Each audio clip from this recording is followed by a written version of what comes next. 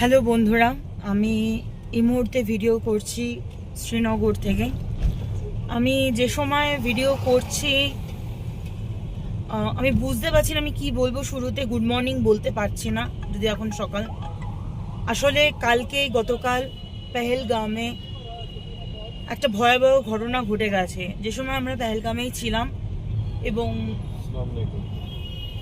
সত্যি কথা বলতে কি আমরা ওই বৈশারণ ভ্যালি যাওয়ার প্রোগ্রাম করছিলাম, বাট সামহাও আমার ভেতর থেকে মনে হচ্ছিল যে ওই ঘোড়ায় চড়ে যাওয়াটা ঠিক নয়, যেহেতু আমার সাথে আমার মেয়ে আছে, বয়স্ক মা আছে, সেক্ষেত্রে না যাওয়াটাই ভালো। তো আমি অনেক কনভিন্স করে আমার হাজব্যান্ডকে বলেছিলাম আমরা যাবো না। বাকি সব জায়গাগুলি ঘুরেছি, চন্দনওয়ারি, আলু ভ্যালি, বেতাব ভ্যালি। ঠিক তারপরে আমরা ওখান থেকে বেরিয়ে আসি এবং দেখি যে আর্মি প্রোটেকশন প্রচুর চলছে রাস্তায়। রাস্তা ঘুরিয়ে দেওয়া হচ্ছে। পেহেলগামে যে নর্মাল রাস্তা, যে হাইওয়ে, সেখান দিয়ে না হয় ভেতর দিয়ে ঘুরে আমরা লাস্টে অনন্তনাগ হয়ে পুলওয়ামা ক্রস করছিলাম। সেই সময় আমি মোবাইলে নেটওয়ার্ক পাওয়াতে আমি মোবাইল চেক করি এবং নিউজটা আসে।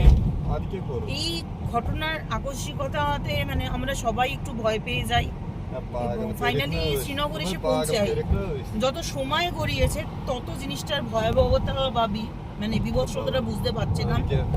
রাত্রিবেলা সত্যি কথা বলতে ঘুম তো দূরস্থান, আতঙ্কেই কেটেছে। যদিও শ্রীনগরে পুলিশ প্রোটেকশন রয়েছে, কিন্তু যে ইনোসেন্ট মানুষগুলোর জীবনে এরকম ভয়াবহ দুর্ঘটনা ঘটে গেলে আমি চাই তাদেরকে মানে কোনো কি ভাষায় যে সহমর্মিতা জানাবো, এটা আমার জানা নেই।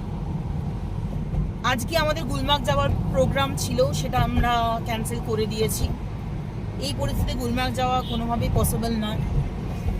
চেষ্টা করছি শ্রীনগরের আশেপাশে, যদিও ট্যুরিস্টদেরকে এনারা স্থানীয় মানুষ বলুন বা আর্মির লোকেরা বলুন চেষ্টা করছে হেল্প করতে।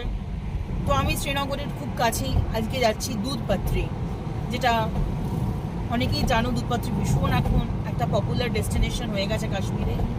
তো সেই রাস্তার যে পরিস্থিতিটা কালকে এরকম ভয়াবহ ঘটনার পর কতটা শুনশান, লোকাল বন ডাকা হয়েছে, আর্মি লোকেরা ঘুরছেন কিভাবে, সেই কিছু ক্লিপিংস তোমাদের সাথে শেয়ার করলাম।